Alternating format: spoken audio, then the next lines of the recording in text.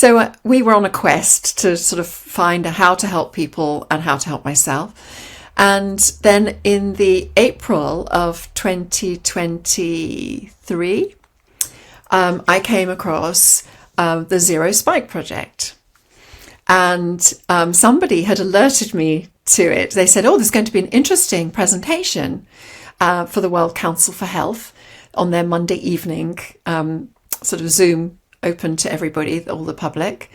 And I had been watching them, but I didn't watch all of them religiously. I was just busy life. So anyway, I was alerted to this and I watched it, and it was Fabio Zoffi from the Zero Spike Project. Now, this is a not-for-profit organisation that he set up with a few people at the beginning of the pandemic. And they set themselves the task of trying to sort of sort out all the health issues that were caused by the infection and also by the injection. And they've written pages and pages, tomes of their scientists have studied all the effects of the spike protein in the body, and it's absolutely fantastic sort of Bible of all the problems. And they've really researched it. And then they were looking to get rid of the spike, and they realized that because it's not a human protein, we haven't developed over evolution a way of clearing it out of our bodies. So once you've got it, you've got it. And it's, which is why my symptoms persisted, etc. And they were trying different supplements out with the spike protein to see if anything would sort of clear it. And they found that ordinary NAC, N-acetylcysteine, when it was mixed with the spike protein, under the electron microscope, they could see that some of the spike protein was broken up into 6 pieces. And they got really excited about that, but it was only a small percentage, 2%, 3%, 12% maybe. I think in one study it went up to 24%, but most of the time it was less than that. And they were like, well, that's not enough. It's good. It's a good start, but it's not enough. And they were working with a quantum physicist. And he said, well, it's a bit like light and a laser beam. You can have a torch where the light is all diffuse, and then you can have a laser beam where all the light is in a very ordered way, and then it's more powerful as a laser. And so they made a machine to make all the molecules in the NAC exactly like the ones that were doing the denaturing and the breaking ups. I think of it like a parade ground with lots and lots of soldiers milling around, and it's just a mess. There's loads of people milling around. They're all the same, but they're just not ordered. And then you say to them, attention, stand to attention, and they all, and suddenly they're all ordered and they all look more powerful, organized, etc. It's exactly the same thing with these molecules. So they made them all line up the way that the ones that had that potential to do that, the power to do that. So suddenly you had much more of the NAC that could do the denaturing. And when they mixed it with the spike protein, having done that, having augmented it, it denatured 99.8%. So it became much more powerful. So the ordinary N-acetylcysteine will do something, but the augmented stuff is more potent. Much more powerful. Yeah. So it literally goes up to 99.8%, and it also does a couple of other things. It reduces the clots in the blood by 68%. They went down by 68%. An ordinary NAC did about 11% of the clots, but it just became much more powerful. And then it's also, now they've shown that it actually is helpful against prion disease. The prion proteins that are twisted, it sort of stops them twisting. So that's also very useful. Now, so I watched this presentation and I was like, oh, my heart was full of hope. I just thought, hallelujah, I've got something to offer my patients. And I knew it was the spike that was continuously keeping them so unwell, and myself and my symptoms. So I contacted the Zero Spike Project that night. I sent an email, and they got back to me straight away. It was amazing. And they said, I said, can I get this into this country for my patients, please? How do I do it? And they said, well, let's have a Zoom call on Friday. This was the Monday. So I had the Zoom call on Friday, and I explained what I did in my clinic and everything. And Fabio said, yeah, we'll get you some. We'll get it to you. No problem. So I went onto their website and I ordered it, but it took a long time to come. So I was getting impatient. And I contacted him again. I said, I haven't got it yet. And he said, oh, I'm going to send some with somebody. Meet them in London, and they'll give it to you. So I met them, and they gave me these bottles. So I came home with these bottles, and I was like, fantastic. And now my husband had also had 2 AstraZeneca. And 2 years after the AstraZeneca, he had a tiny stroke in his temporal lobe.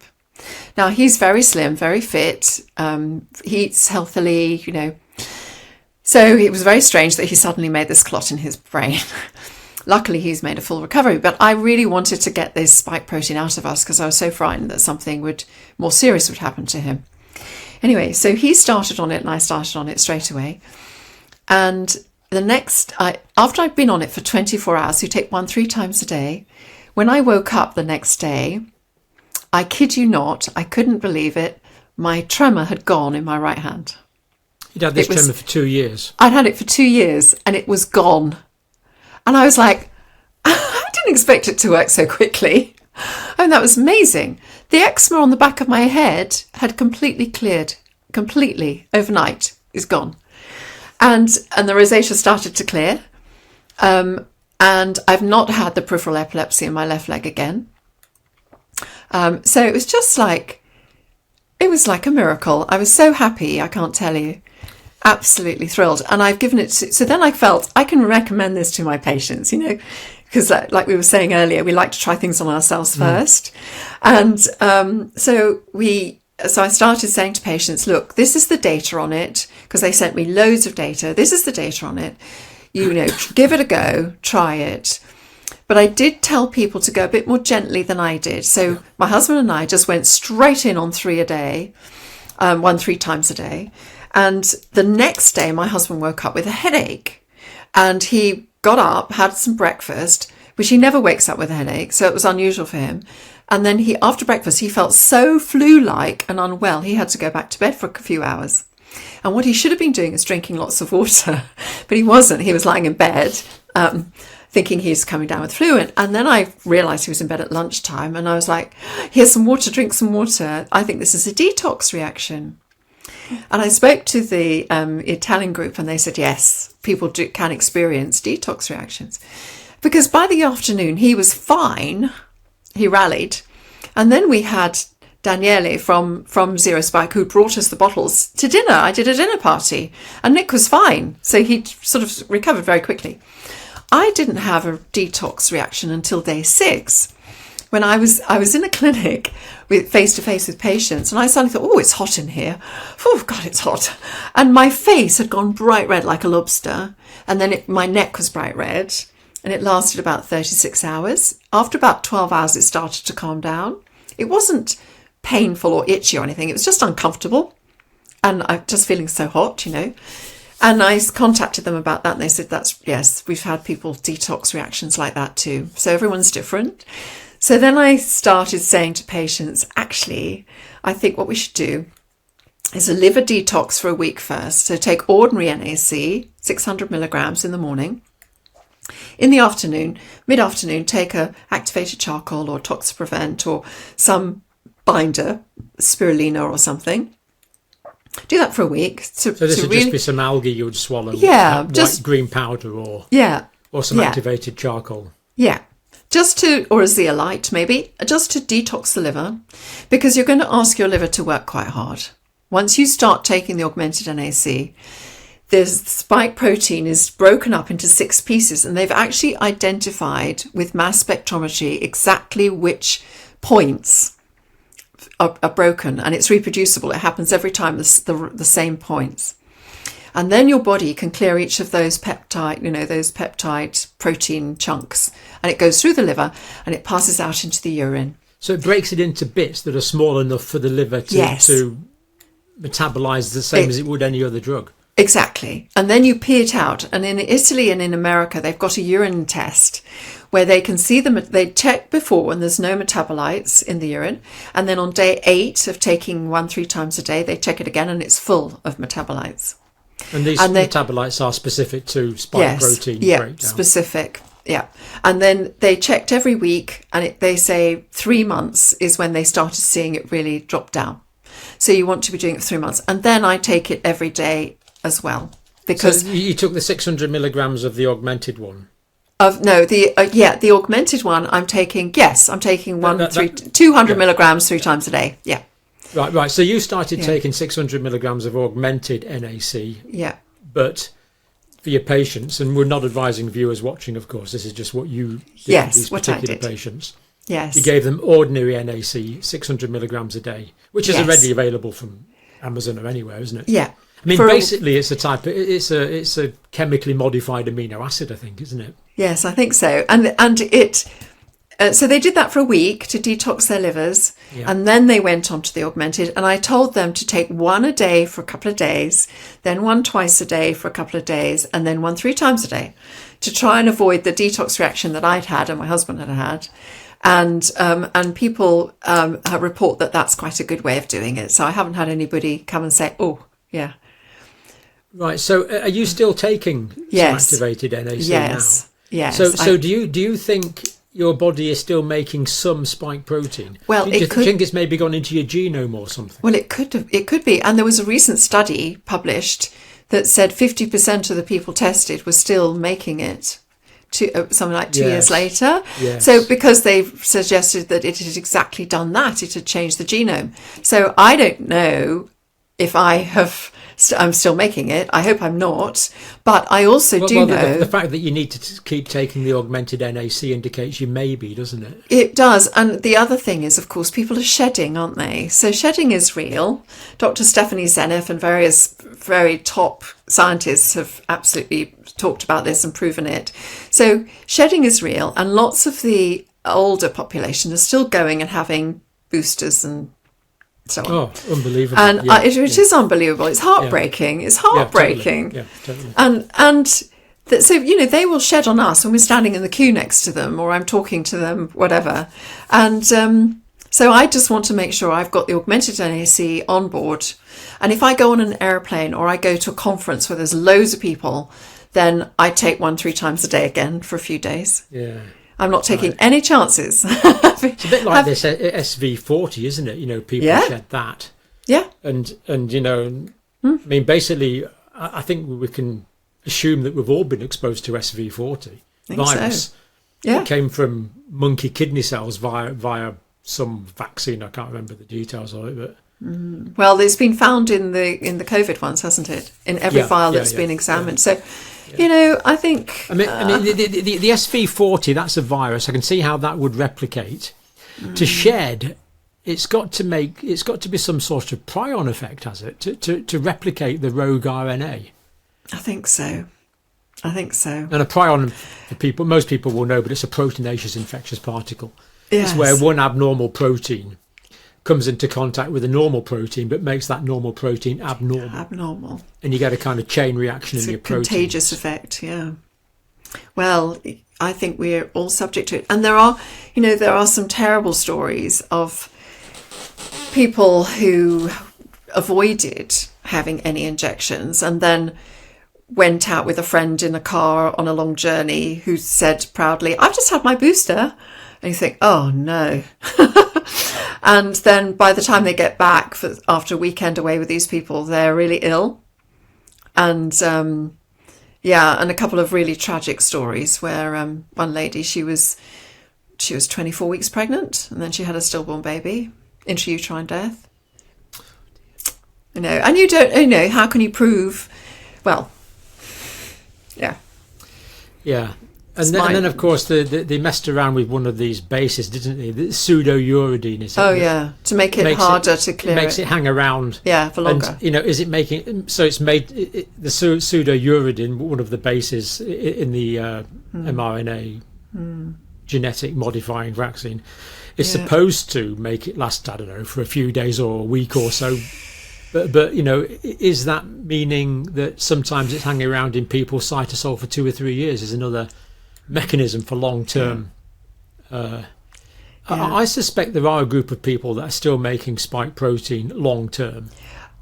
I think you're right, because some of my patients... The reason I think that is ivermectin, as you'll know, is another way you can bind the spike protein with ivermectin. And people can have dramatic benefits while they're on ivermectin. They can titrate the dose of ivermectin down, but they can't get off it altogether. Yeah. Which means there's ongoing production. I've got a few patients like that, vaccine-injured patients like that.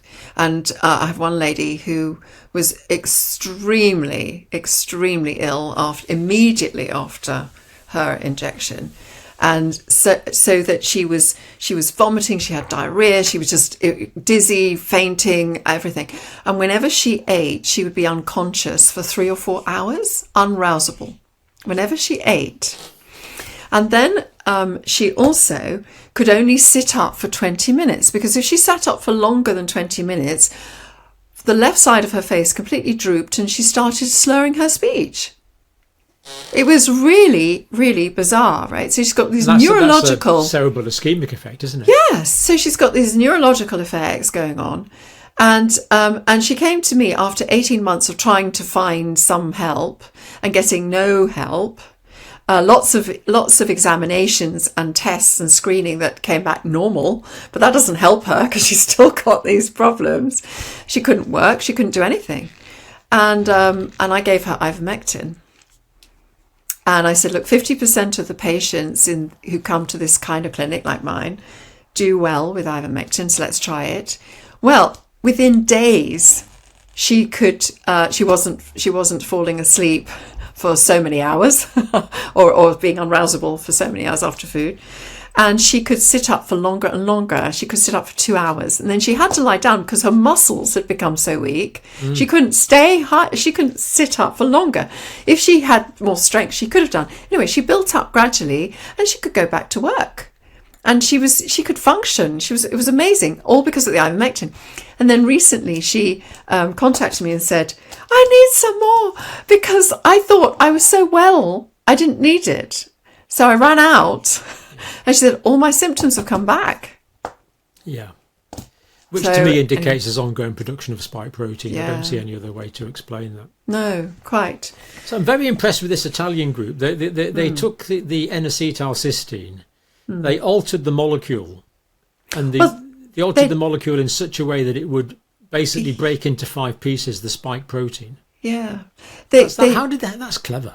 It's very clever, and they've got all this evidence. Another independent study group in Japan came back with sort of photographs from mass spectrometry of the spike, and they identified exactly where in the pockets of the spike where the N-acetylcysteine, the augmented one, was and ordinary one, the molecules that were effective, but definitely the augmented one was actually breaking it down, and they could see it was always the same peptides that were the same bonds that were being broken. Same bonds that were being broken every time.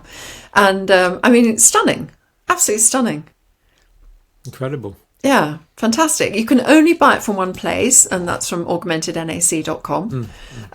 And yeah, so it's just, I think if everyone can manage it, they should do it.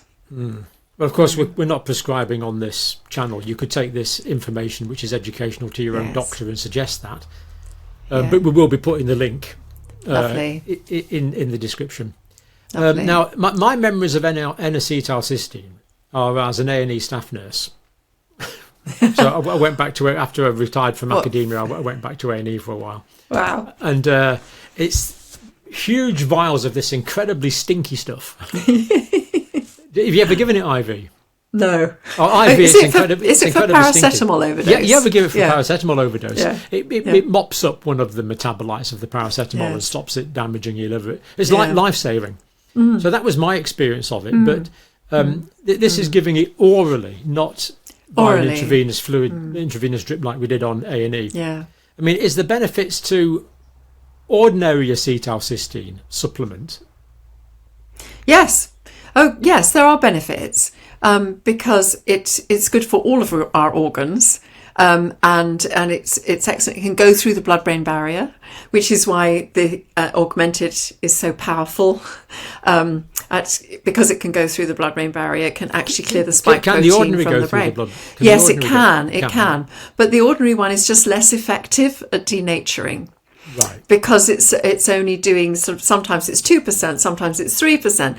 One study it was 12%, and whereas once it's augmented, so the molecules are identical. It's just the way they're vibrating, or it's just more orderly in the augmented NAC. So they're all facing the same way, or at a subatomic level, they're all exactly the same, and whatever that means. Sounds like a chiral effect, doesn't it? Well, and then when you add it, it's 99.8% denatured, which is amazing. And if people couldn't afford the augmented, if they took the ordinary NAC under the supervision of their doctors, it might have some benefit. A little, but not as much. No, I didn't see it helping people enough. And I mean, the stories of patients are quite incredible. I had this one gorgeous girl, 24-year-old, an artist, and she had terrible long COVID, and we managed to improve her condition in lots of ways, but she just felt like she wasn't herself anymore. And I, as soon as I tried the NAC, the augmented NAC, I texted her and I said, I think you should try this. I really think you should try this. And she got hold of some straight away. And then she texted me a few days back and she said, it's incredible, Tina. She said, my family and friends are all saying to me, oh my God, you're back. She said, my personality's just come back. I'm my normal, happy, sort of happy-go-lucky kind of self. And she said, I'd lost that. I'd completely lost that. So she was like thrilled. And I think she's done a testimony on the Zero Spike website. And then another lady who was in an Australian, Megan, an Australian nurse. She'd had several jabs because they forced them to go, down there if they were nurses, blah, blah, blah. And she had a heart attack and she went into heart failure, and she's only in her 50s, a very fit woman. She used to run every day and she was really super fit. And she went into heart failure, and I think her cardiac function went down to 45%, which is bad, right? And anyway, she'd given up, really. She was thinking, how am I going to get better? And then she saw some podcasts like this of me talking about the augmented NAC, so she got some. And within a few weeks, her cardiac function went up to 100%.